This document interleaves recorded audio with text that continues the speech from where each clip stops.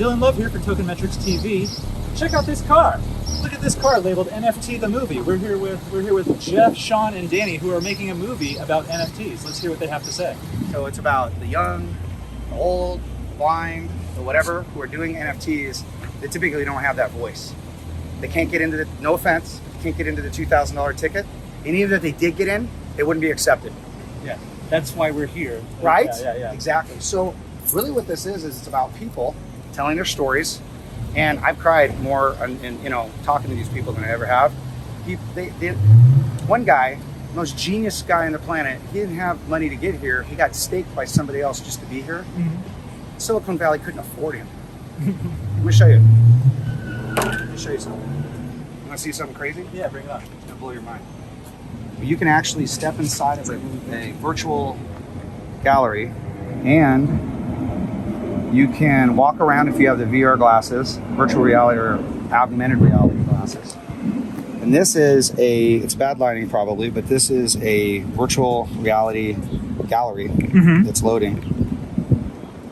And this is the car, of course. And so this team,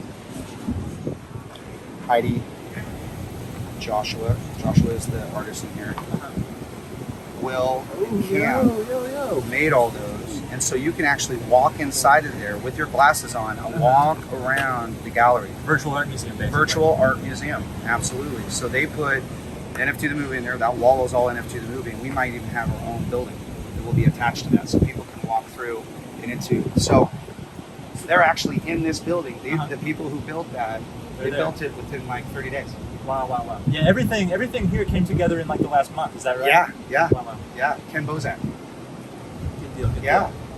Will the movie be an NFT? Absolutely. I'm so glad you asked that question because I almost don't want to say it because it's like, yeah, but here's what we're going to do. So far, this is how much we know what we're going to do. We're going to cut it up into 5 pieces because we have great direction and great camera guys and great interviewers. Each section has its own theme, right? So one theme might be a stoner, and one theme is going to be a civil rights attorney, like Brittany Kaiser. Okay. Oh yeah, I know Brittany. Yeah. So she is the great hack. She's known worldwide. Yeah, she's a troublemaker and a disruptor. And so we had a wonderful time with her and Austin and Matt having a conversation. So we have it from every angle we possibly can. And so what we're going to do is we're going to have a finite number of NFTs. We're going to cut it up into 5 pieces so that people can collect and trade. And then when those pieces are sold out, then when the real world figures out what's going on, they're going to have to buy it from those people. They're going to be making money on it. And we're going to sell them for like $1 a piece. Because it's not about making all the money up front. It's obviously about the secondary market, right? So you make a whole bunch up front, and then you make, let's call it 10% in perpetuity for the rest of your life, forever and ever and ever. Can you imagine Gone with the Wind? Oh, yeah. Here's what's going to happen. You're going to be on Netflix, and it might happen next year or the next year after. You're going to have a little remote in the sidebar. You're going to be watching Vacation. Remember the movie Vacation? Every 12-year-old boy stopped the film at the shower scene. Let's just be completely honest. It was the psycho scene with the banana, and there was a flash. That clip will be sold as an NFT. There will be clips of movies, and people who are fans of Chevy Chase or fans of shower scenes, whatever it is, they're going to be clicking, and they're going to be owning that NFT. I got you. You're drawing a line from the sports world to where people are already buying like NBA highlights. That's right. And now you're drawing the line for the sports world. Yeah. That's right. Yeah, but it's absolutely correct. So you go from collectibles to music to film to real estate to titles to your refrigerator in your house will have an NFT with all the specs, with all the things that need to be fixed because it's a smart contract. It's something that will stay there forever. It's decentralized and immutable. Nobody can change it. And so what's going to happen, and there's a company inside there that's been doing this for 3 years, they're taking tangible products. Do you remember what he called it? It was called, not fungible, it was called, anyway, it was a combination of real stuff and virtual stuff. And mixed reality? Yeah, it's kind of, and so you can take something off your shelf, NFT it. Think about this. What if I NFT'd this, right? And then I was able to make money on those NFTs because it's this car, this specific car, right?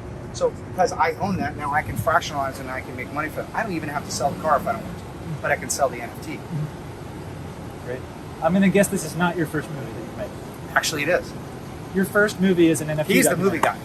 Oh, okay. So you're just the star of the show, or what? Well, no, not at all. I'm the executive producer and the vision behind it, and then I've just collected the best people to help me with it. Right. So Danny Drysdale, he's done a lot of the Killers videos. He's done Imagine Dragon videos, Little Isis documentary, Kristen Glover's documentary. So legit. But let me back that.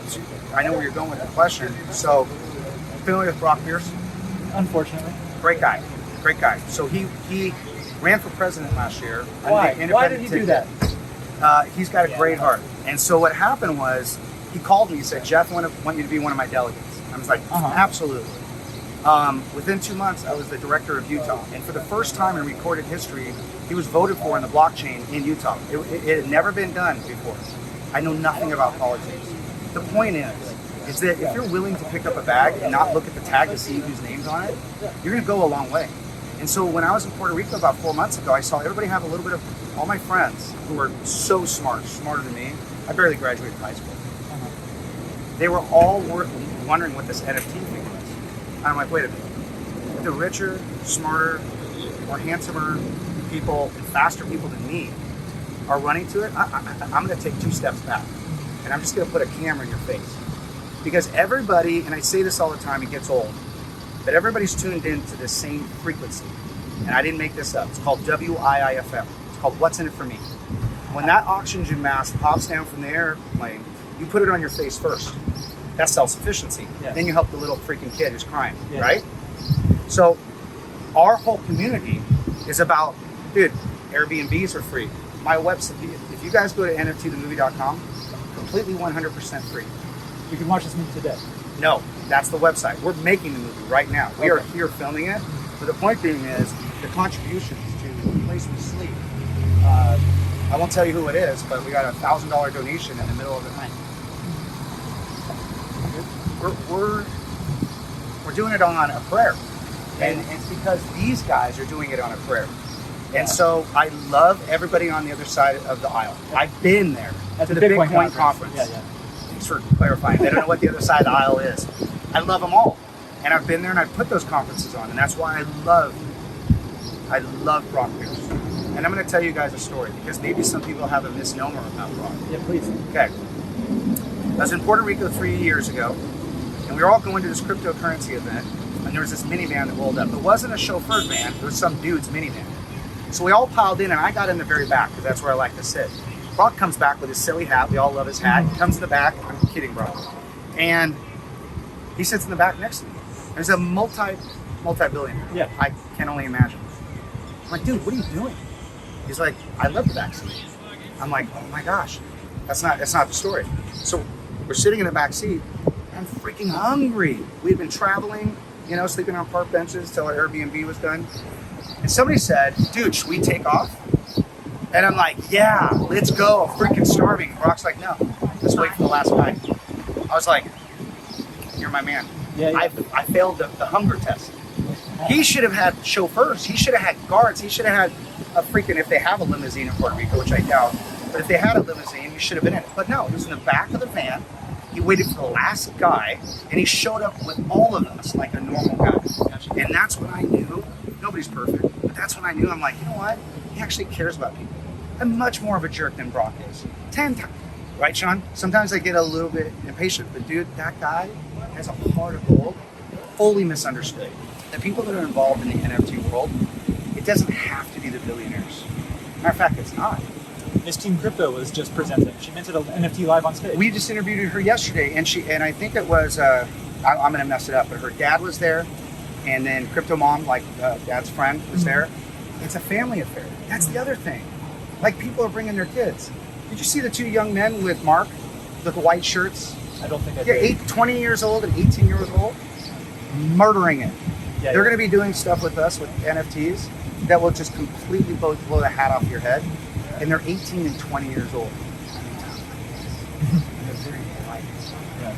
They wait till you speak to them. Quality people that would never even make it in through the freaking front door with the tattoos and the things and everything. Those are the people who stuck around while we had the dips, who were grinding on leftover pizza after 5 days, Sure. making this infrastructure. And the only reason I bring up Brock is because he was one of the first. Nobody's perfect, right? But he was one of the first who came out and was like, look, man, this is like a real thing.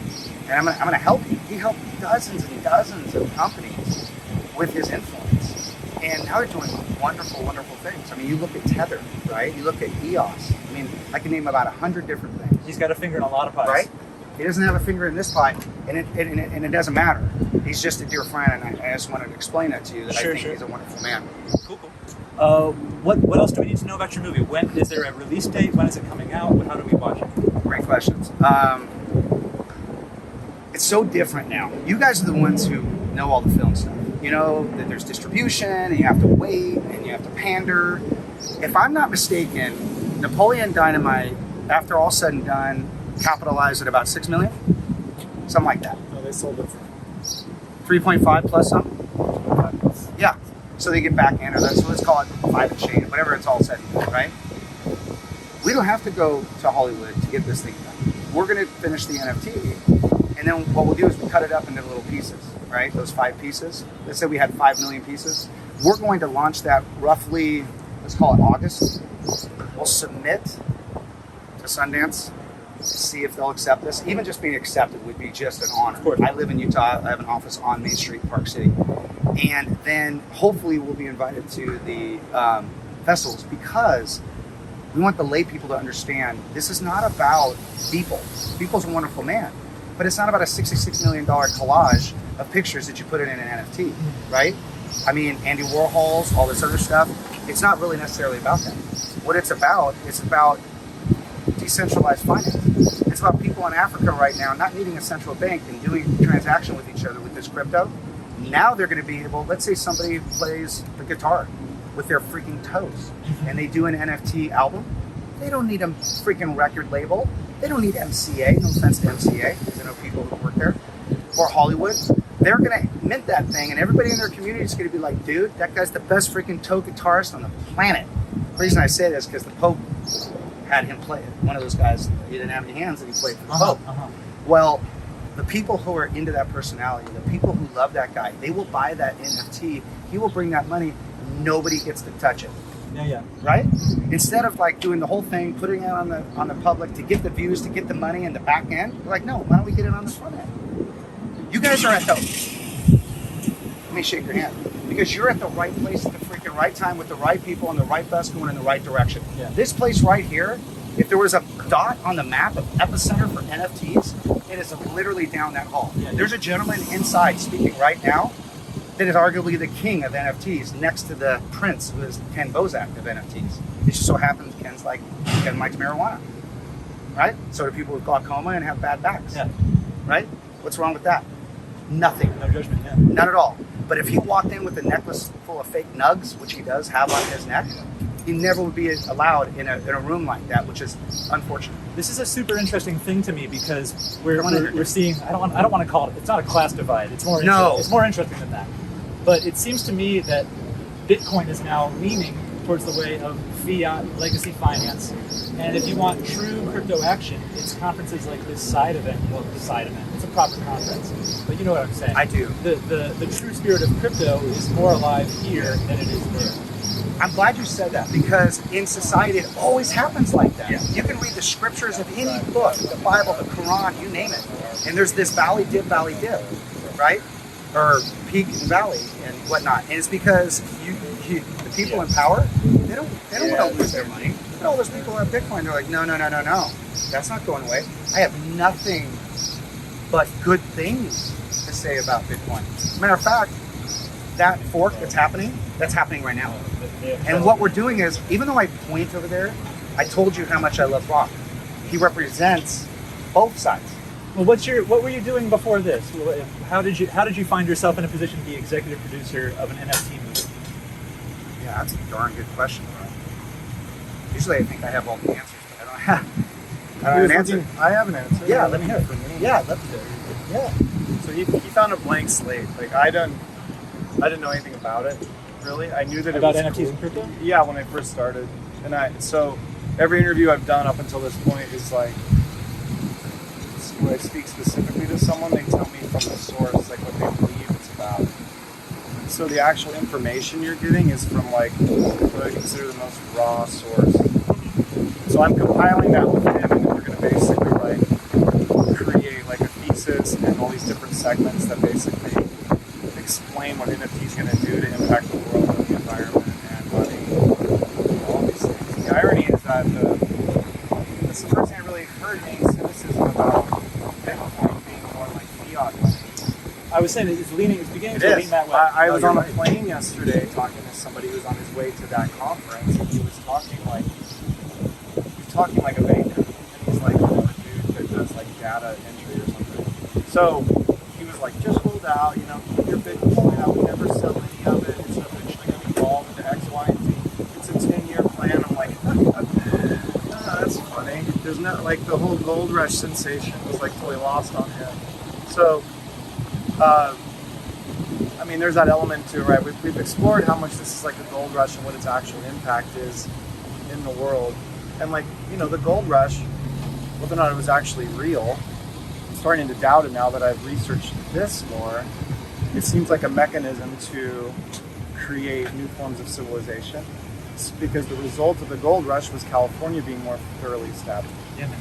Like business-wise. So it could have been like a ploy, like, hey, there's gold in them hills, and everyone's like, holy cow, and everyone just rushes to that side of the country, and then they're too broke to leave. I mean, so there's an element like that going on, like this sort of, I'm looking at it from a socio-political perspective as well, and economic, but I really want to I want to uncover what it's really about, and I'm learning about NFTs because he's letting me, and it's like, I get to explore it from like the inside. I'm really enjoying that. And I love his perspective, obviously. I'm more of a push and he's more of a pull. I immediately went into automatic and I went and sought up some domain names. So I had owned homeclassifieds.com in 97. That was after creditcardrates.com and a whole bunch of other stuff. Well, I got NFT classifieds for $12.17 on GoDaddy, like, I don't know, 4 months ago. I was like, are you kidding me?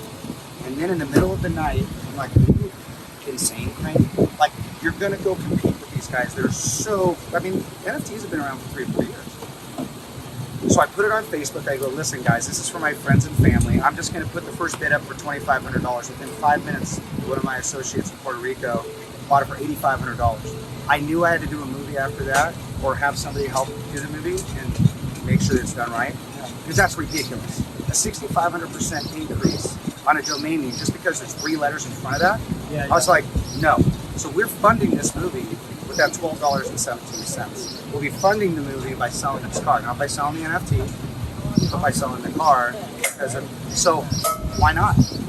And so I decided, wait a minute, that's so ridiculous. I need to tell that story. So I went looking for people, and for the grace, Danny showed me. Get your people. Very good. So thank you so much for talking to us, guys. NFT The Movie, part of it's coming out soon. Stay tuned.